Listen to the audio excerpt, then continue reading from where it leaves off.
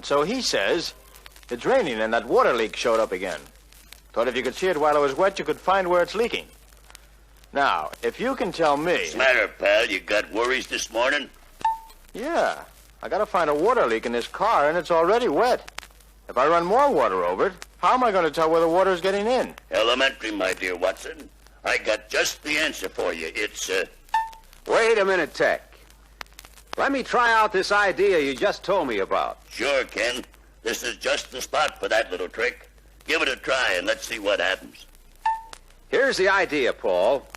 This car is already wet. So if you run more water over the spot where you think it might be leaking and the water shows up inside the car, you'll have trouble knowing whether it's water you just applied or whether it's rainwater still draining.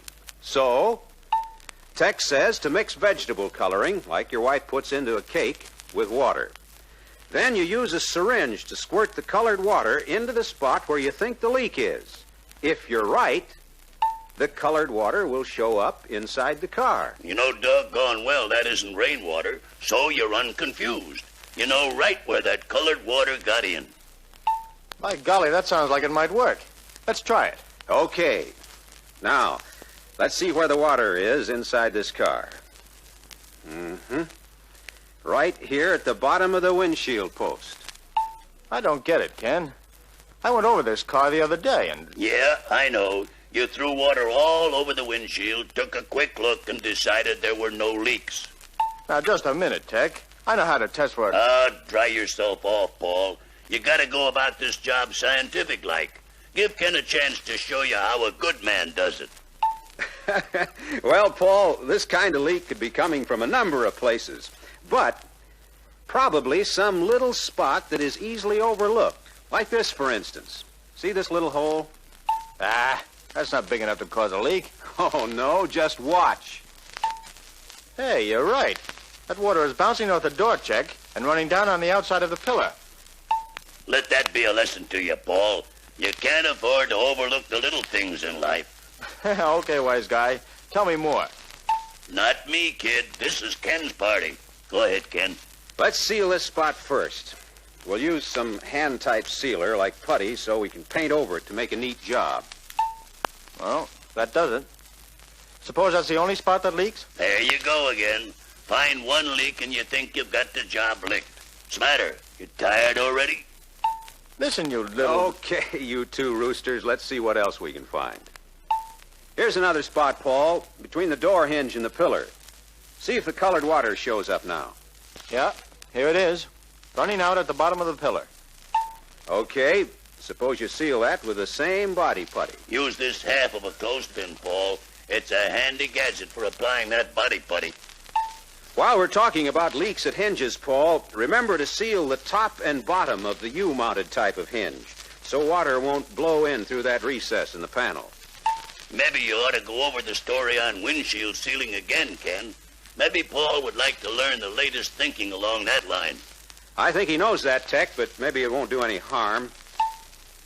You know how the windshield weather strip is shaped, Paul. Under certain conditions, it's possible for water to blow under the weather strip and up over the body metal and drop down on the driver's feet.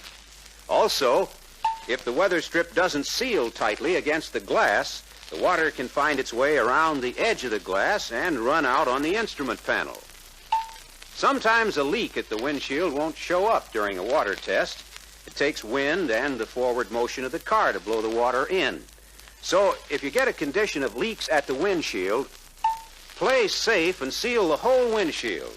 You can do it in about 10 or 15 minutes without removing the chrome molding or the glass. Use the black body putty and the clothespin to seal between the weather strip and the body metal. Use the black rubber base sealer in a pistol-type gun to seal between the weather strip and the glass. Run the spout of the can in under the lip of the weather strip and seal all the way around. Wipe off the excess sealer with some cleaning fluid to make a neat job. Don't forget the cowl ventilator and the windshield wiper pivots, Ken. Those points are pretty easy to seal, Paul, and I don't think you'll have any trouble. The main point to watch on the ventilator is to be sure the weather strip is sealed in its trough so water can't blow under it. And Be sure the lid is adjusted so it makes a tight seal against the weather strip. The linkage is adjustable, you know, to make the lid close tightly. Give him a quick cure for a leak at the wiper pivots, Ken. Oh, I know that one. Install a new gasket and seal it. Down, boy. That isn't all of it. That'll help sometimes, but there's an easier way that'll give you a higher batting average. Tell him, Ken. I've had pretty good luck simply by removing the wiper arm and the pivot cover. Then I pack the cover with body putty. Install the cover and draw it down good and tight. Wipe off the putty that squeezes out, and you're pretty sure to have a watertight job. Say, that's all right. I'll remember that. Now, are there any other points around the front end that should be sealed? Look, kid, we're giving you credit for knowing all the openings in the dash panel where the wires and cable controls come through should be sealed. We're not going to have to tell you that again, are we? No, Master, I didn't mean those. I meant any other unusual points that I don't know about. There are a couple of points I think we should mention, Paul. For instance, you'll sometimes find water will seep through the nail holes under the hood to cowl seal. That water will drip down on the floor mat. The easiest way to be sure that doesn't happen is to seal the entire length of the strip with the rubber-based sealer, using the gun nozzle to work the sealer well under the strip. And, of course, you should put some of the same rubber-based sealer around the hood hinge bracket so water can't run down between the bracket and the cowl side panel, and follow the studs to the inside of the panel. On Chrysler and DeSoto models, take a good look at the side of the pillar where the cowl panel is welded. If that surface is rough, the door weather strip can't make a good seal, and water will be blown under the weather strip. That's a good point, Tech. You can test that spot by closing the door and then squirting some of the colored water in against the weather strip. If it leaks through, coat the area with the hand sealer putty, smooth it off, and paint it. Then the weather strip will have a smooth surface to seal against. Say, what about the dampness under the floor mat? Could that have come from that leak in the windshield pillar? Nope. That's probably from road splash leaking in around the floor pan cover. Tighten the cover screws and then seal all around the edge of the cover with the rubber-based sealer. Spread some talcum powder on the sealer before you put the mat down, so the mat won't stick to the sealer. Now, if somebody will turn the record over, we'll get on with our story of other points that may need sealing. How about the door weather strips, Ken? How do you keep them from coming off? There's a new adhesive for just that, Paul. Tell them about it, Ken. If the weather strip pulls loose from the door, or you have to take it off for any reason, you should know how to cement it back on the door. The first thing, of course, is to be sure the metal surface is clean and that the weather strip is clean and in good condition. Use gasoline or lacquer thinner to clean the surfaces. Then, brush on an even coat of weather strip adhesive on the door metal and on the weather strip. Bond the weather strip to the door immediately. But here's the point. You got to allow a minimum of 3 hours drying time before you close that door against the weather strip. If you don't, the weather strip won't stay put. Whenever you have a job of this kind, see if you can get the owner to let you keep the car overnight.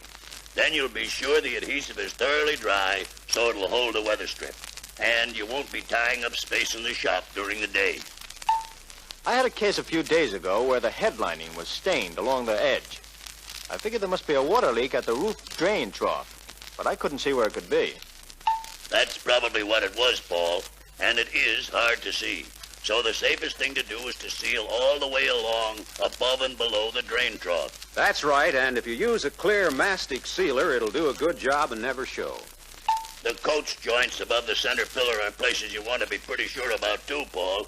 You see, a leak at the top of the pillar will let water run down inside the pillar and come out on the floor. A leak on either side of the pillar will let water run in past the door weather strip and down the face of the door. Sometimes that'll stain the door trim panel. That's right, Paul. You see, if the coach joints are not smooth, the door weather strip doesn't have a flat surface to seal against. So, fill the joint with hand-type sealer and smooth it off. Then you can paint it so it won't show. Say, Ken, I've been thinking about a car that came in the other day. Mrs. Adams' new Hardtop. She showed me a stain on the headlining and claimed it was from water leaking in over the door and quarter windows. Guess she forgot to close the windows when it rained. I suppose you told her that and made her mad. No, I didn't. I told her I didn't know how it could have happened and that I'd speak to Ken about it. I forgot till just now. We haven't sold many hardtops, and I don't know where water could leak in at that area. Got any ideas, Tech? Yep. I've always got the answer, haven't I? Oh, brother. Here it comes again. Ken, you should know better than to give this bozo a chance to show off his knowledge. Bozo, huh? Let me tell you this, my friend, and I use the term loosely. You'd be in fine shape if I didn't come around occasionally and set you guys straight. Okay, genius. I love you, too. Now, how about giving out with the answer? Why, sure, kid, it's simple. If you look closely, you'll notice a very small space between the metal retainer for the glass channel and the roof. You're right, Tech. I never noticed that. Well, that ought to be easy to fix. I'll call Mrs. Adams and get her to bring her car in. Then we'll fill that space with a hand-type putty sealer and paint it. That'll take care of it, won't it, Tech? Sure will, and it won't show a bit. Swell. But you'll want a new headlining, Ken, because there's a pretty bad stain in hers from the water that leaked in. Oh, we won't have to replace the headlining, Paul.